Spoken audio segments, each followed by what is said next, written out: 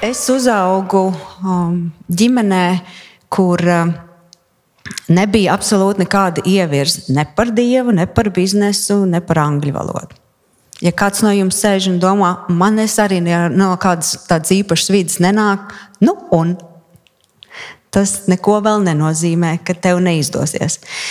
Mūsu bērni, viņi 4, tagad, protams, lieli, bet, kad viņi piedzima, viņi visi 4 sadzima 6,5 gados, mums bija pašiem savu bērndārs grupiņa.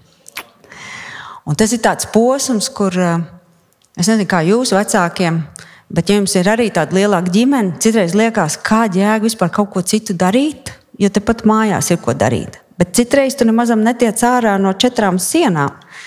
Un man bija tāds posms, kad es domāju, ja es strādātu, iet uz office, iet uz valodas skolu mūsējo, tad es varētu izdarīt kaut ko vairāk. Bet tad, kad es uz turieni aizgāju, tad man likās, bet man ir mājās maziņie, un viņiem vajag mammu. Un es ilgu laiku dzīvoju ar dalītu sirdi. Un tad mūsu bērni uzauga, ja viņiem paprasīt, kāds ir mammas visbiežākais jautājums, un ko mamma visbiežāk uzdod pati sev kaut kādos klusos brīžos, tas bija viens. Kāda ir mana vieta, kas man ir jādara? Man pilnīgi nebija nekāda skaidrība. Un tad tas, ko Andris minēja, kas ir pa ķērienam, to arī dara. Pa ķērienam 19 gados mans gadījums bija tāds. Es ļoti labi mācījos un beidzu vidusskolu 18 gados, un man mīļie vecāki pateica, piedod meitiņ, bet mēs tev nevaram atļauties sūtīt uz augstskolu. Vienkārši nevaram atļauties, nebrauks uz Rīgu. Un viss, un es ar visām savām labajām atzīmēm iesprūdu. Viņi teica, bet mums ir ģimenes draugs, un tu varēsi sākt strādāt pie viņa. Visvienkāršākajā autoskolā es pēkšņi biju meitene, parastā sekretāra, pildīju kaut kādas lapiņas un domāju, tagad ko? Pēc tam es aizbraucu uz Norvēģiju pamācīties, bet tā arī es nekad īsti nekādās lielajās universitātēs netiku. Kāpēc es to pieminu? Jo bija arī reizes, kad es prasīju Dievam, vajag vai nevajag, es gribēju. Jo vispārējie cilvēki bija tāda sajūta, ka viņi skrien jau uz priekšu, viņiem viss dzīvē notiek, un es joprojām galvā jūtos kā 18, iesprūdus bez izglītības. Un bija reizes, kad viņš pateica, ne tagad, ne šajā sezonā. Ko tu tam teiksi pretī, vai ne? Bet tas jautājums, kur ir mana vieta, kas man ir jādara, liekas, kas tev visi nav mājās, tev jau notiek, vai ne? Bet iekšēji tu nevari sev pavēlēt, tu jūties, kā tu jūties, un ir jātiek galā ar tiem gružiem, kas tur iekšā ir. Manā gadījumā man gruži bija nevērtība. Man likās, ko tad es? Un tā doma ievazājās, redziet, ja tu kaut ko neizravē un neiztīri ārā, viņa jau nekur nepazūd. Tu viņu var ielikt, iecementēt, paslēpt kabatā, nepieminēt, nerunāt par to, bet tā tavējā nedrošība, viņa vienkārši tā smuki ievazājās. Tad laulība, tad draudzībā, tad laulībā, tad vienā darbiņā, tad otrā pienākumā, tad uz bērniem. Un es kā pieaugusi sieviete tikai tik galā ar to, kas man iekšā traucēja, ko es domāju, katram cilvēkam ir vērtība, vai ne?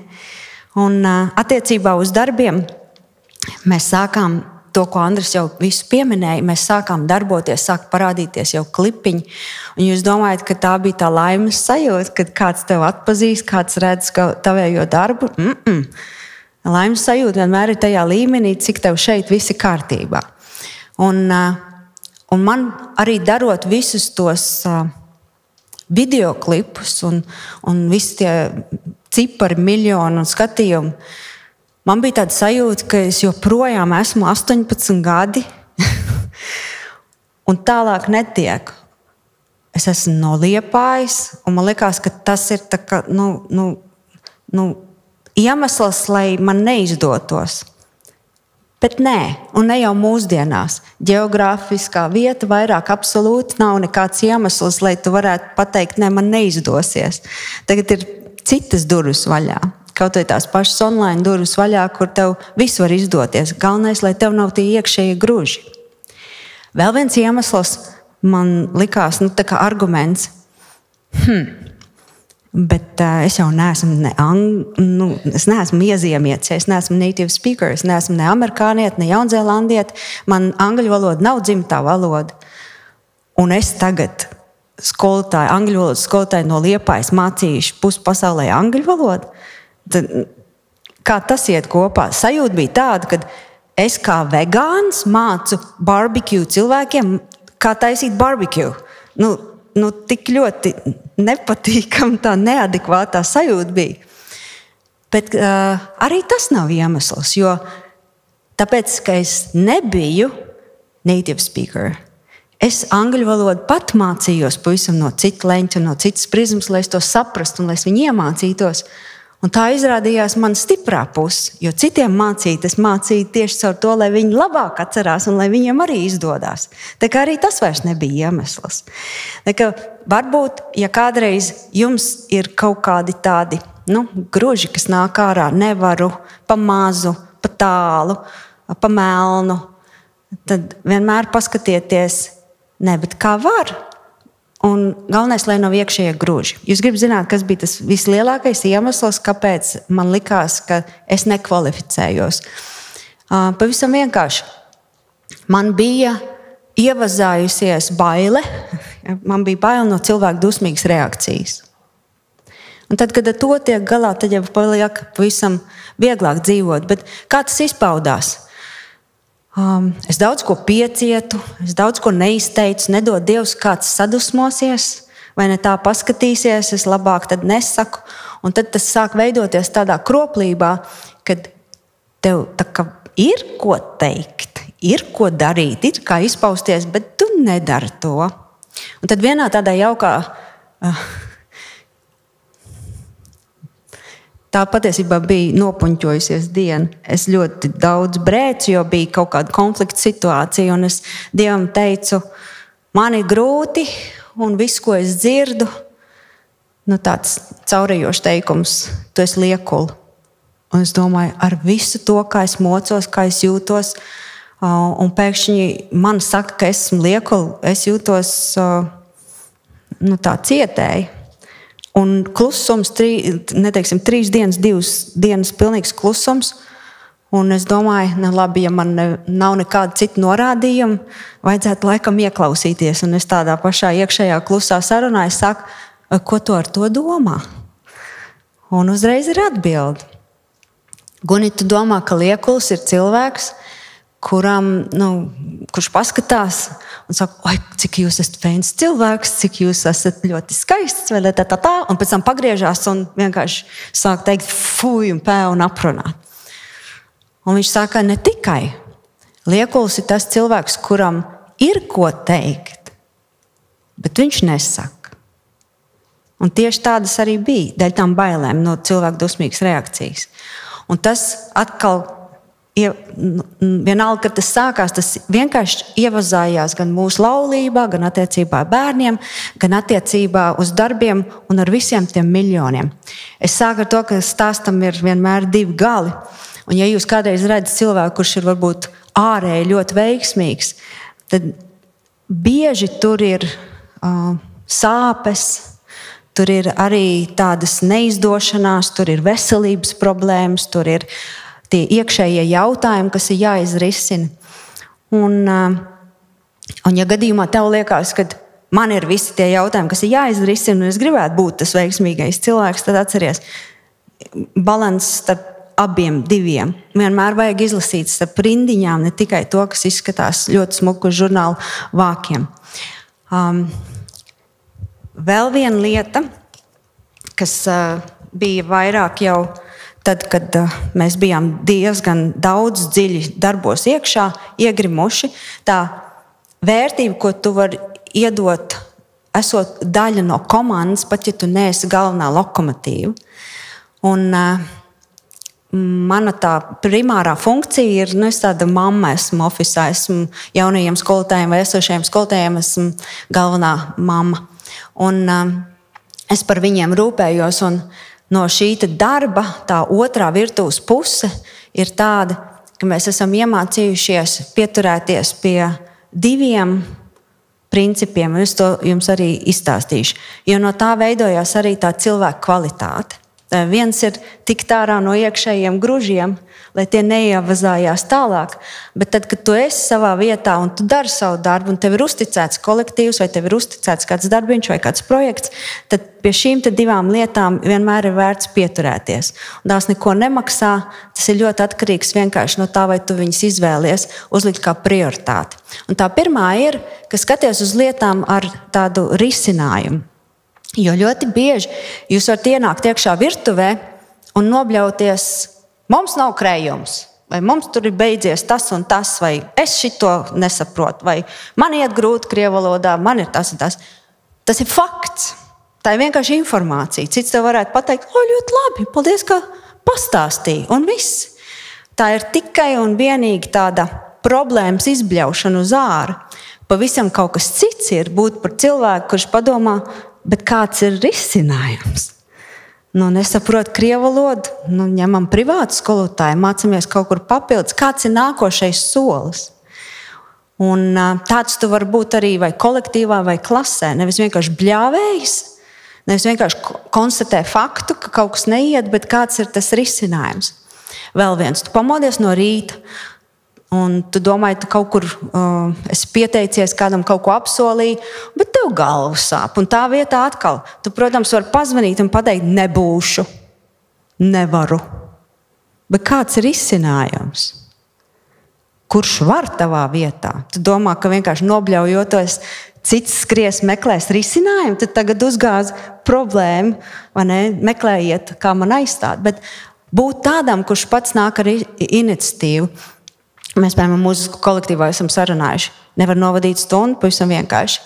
Es šodien nevaru, bet es jau esmu sarunājis Jānu, Pēteru vai Žanu savā vietā. Viss, tu nāc ar savējo risinājumu. Un būt vienmēr tādam, kurš skatās nevis, ko es nevaru, bet ko es varu.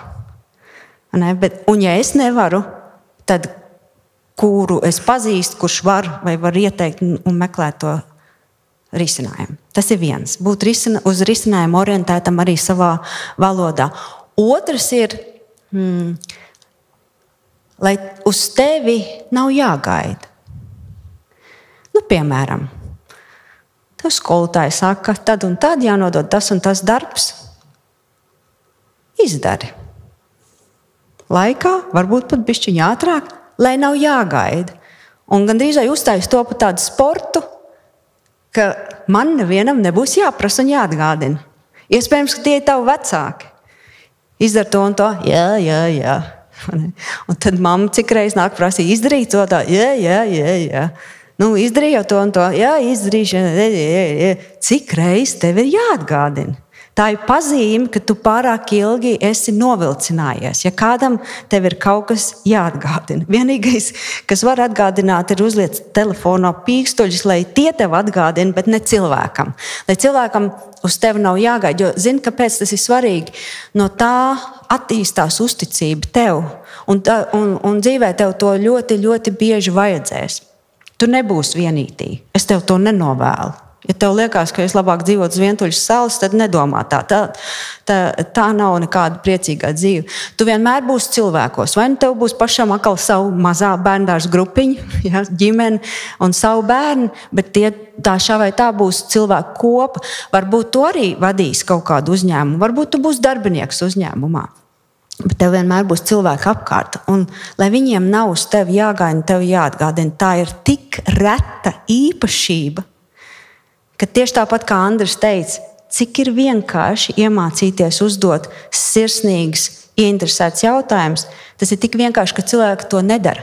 Tieši tāpat tās ir mūsdienās izcelties ar to, ka tu pirmais paziņo un tev nevienam nav jāatgādina. Un tas ir jādara tikai un vienīgi tāpēc, ka tā ir tava cilvēka kvalitāte. Un redzat, jā, man nebija augstākā izglītība un visi papīri, Andrim viņi ir. Bet man bija šīs divas īpašības, un tā ir mana izglītība. Un tāpēc, darot darbus, man vairāk arī nebija tas jautājums, vai es kvalificējos. Kamēr esmu cilvēkos, un es funkcionēju, kā mēs varam lietas atrisināt, un citiem nav uz mani jāgaida, un es nevienu neiegāžu, man liekas, tas ir vērtīgāk par jebko citu. ko es varbūt būtu kaut kur atsēdējusi, ieguvusi. Un vēl trešā lieta. Jūs esat tajā vecumā, kad ir iespēja izklaidēties diezgan daudz, vai ne? Piemēram, es nedomāju, tīri aiziet uz kino, tās ir viens veids, bet es domāju, tas, kas ir pa ķērienam, tās visas ekrāna ierīces un telefonu, un es netaisos teikt, ka tās ir sliktas, jo tās nav. Mēs ļoti labi darbojamies, tieši pateicoties ar tehnoloģijām, un mēs esam ļoti tehnoloģiski ģimene. Mums visi darbi ir saistīti ar kaut kādām telefonu lietām vai kamerām. Tā kā mēs nebūsim tie, kas teiks, nav labi. Bet ir viena interesanta nianse attiecībā uz to, kur radošums rodās. Un mēs savā darbā to ļoti daudz arī pamanām, saviem bērniem esam teikuši, nebaidies no garlaicības. Un neaizraujies tā, lai tu sev nedzirdētu, vienkārši kaut ko skatoties, nepārtraukt dēļ izklaides. Ja ekrānos un telefonos ir tavs darbs, darbiņi, tu ar to pelni naudu, tas ir citādāk. Bet tīri vienkārši, kur aiziet tavs laiks un uzmanība, tas ir cits jautājums. Jo kāpēc ir svarīgi sadzirdēt sevi? Es tos iekšējos gružus varēju sadzirdēt tikai tāpēc, ka es biju palikusi tādā klusumā, ne jau pazūdot telefonā. Un radošumam ir vajadzīga garlaicība, radošumam ir vajadzīgs tukšums. Un es jūs aicinu uztaisīt kādreiz tādu telefonisko detoks. Un es zinu, ka mūsu bērniem, viņiem šarmuļi izgāja cauri, ka sākumā, kad mēs kaut ko tādu ieviesām, mēs teicām, paņemsim sestdienu vienkārši visus telefonus nost. Sestdiena ir brīvdiena, kam ir jānotiek, vai ne? Un arī mēs, lielie arī, noliekam nost. Es atceros vienā no tādām reizēm, mūsu meitai Lindai, viņa bija nolikusi savējo telefonu malā un kaut kur uz vakaru pusi, uz kaut kādiem 8. Viņi iet skatīties, kas tur ir bijis. Jūs kā likās, pa dienu tik daudz, viss kaut kas varbūt ir nokavēts. Un, kā jums liekas, tas bija klases čats, cik daudz viņai bija sabirušas īziņas, un tur nebija pasākums, tur nebija nekas jāatrunā pa skolotāju dāvanām, vienkārši parast klases, tā kā slēja minēt. Kā jums liekas, cik bija? 123? 300, viņai bija 500, pareizi? Ja, ap 500. Un redz, iespējams, ka tev nav 500, bet tev ir 50 pa dienu. Bet kas tur ir bīstams, ir tas, ka tas ir tavs laiks un tā ir tava uzmanība. Un katrs tas pīkstulis un katrs tas pling, kas paņem tavu uzmanību, ir ļoti līdzīgi kā braukta mašīna. Ja jūs braucat ar mašīnu vai riteni, tieši tas pats, tu brauc ar mašīnu, tu sāc uzņemt ātrumu, tu brauc ātrāk, piemēram, no Liepājas līdz Rīgai. Mēs sākam braukt, un es Andrim saku, apstājies! Kamēr viņš nomet ātrumu, kamēr ir tas bremzēšanas ceļš, un kamēr izslēdz mašīnu ārā, ko tu gribēji? Vienalga, mums nav krējums. Ok, labi, ir atrisinām.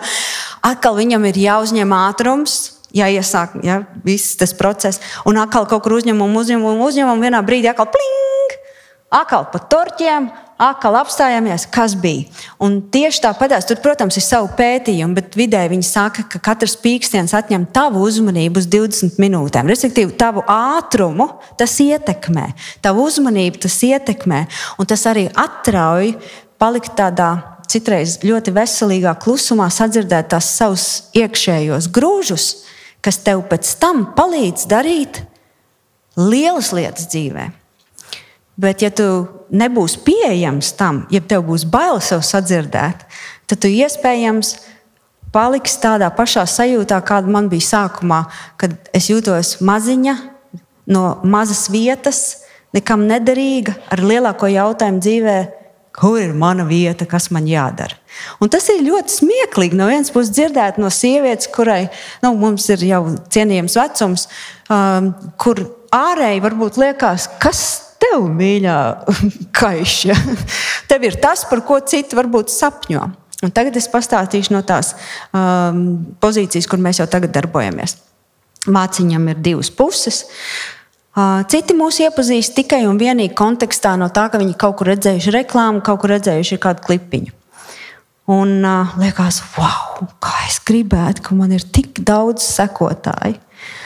Un, ziniet, tā otrā puse ir tāda, ka ne tā atpazīstamība ir tik būtiska, cik tam ir jābūt kaut kādai loģikai arī attiecībā no biznesa viedokļa, no tā, ko tu dari. Ja man būtu tikai vēlēšanās, es gribu būt populāra, tad visu laiku veltīt tam, es tikpat labi varu veltīt kaut vai saviem bērniem bišķiņu vairāk. Bet skatīties, kā liederīgi izmantot to iespēju, kas paverās, tas jau bija kaut kas pavisam cits. Un ko es gribu mudināt, ka jums nav bail ieklausīties vēl dziļāk sevī,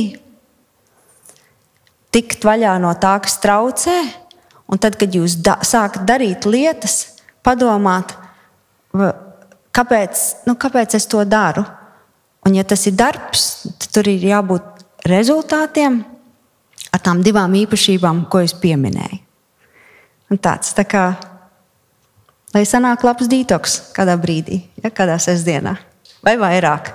Es atceros, ka mēs bērniem uztaisījām detoks arī vasarā uz ilgāku laiku. Mēs aizbraucām uz savu vasaras lauku māju un pateicām, noliksim telefonus nost, nekas slikts nenotiks. Viņi, protams, iekšēji ģība. Mēs arī kā vecāki ģībām, jo, ko nozīmē ģība, ir tāds, kā nu būs, ja? Un ko tu dari bez liekiem pīkstuļiem? Un rezultāts bija tāds, ka pirmo dienu viņi viens otru vienkārši nograuza, kā jau brāļa māsām, izstrīdējās, jo kā zem viena jumta. Nav traucējumu. Tu pēkšņi sadzirdi savus gružus, un tu ieraugi otru gružus, un viņi vienkārši meta pūkas. Un 2-3 dienas paiet, un tu jūti, sāk palikt pēc cilvēka. Un ir tas tukšums, un ir tas klusums, ka viņi sāk dzirdēt, ko es varētu radoši darīt. Roberts uzrakstīja savu grāmatu. Viņam bija 18 gadi, un grāmata ir Hobitona stilā uz 300 lapām. Annika 18 gados izdeva savu pirmo albumu. Un tas nebūtu bijis iespējams, ja viņi dzīvotu telefonos. Tas ir tieši tāpēc, ka viņiem nebija bail izkāpt ārā, ka paliek garlaicīgi, ka paliek baigi klusi un sāks sadzirdēt sevi. Lai tas jums izdodas arī.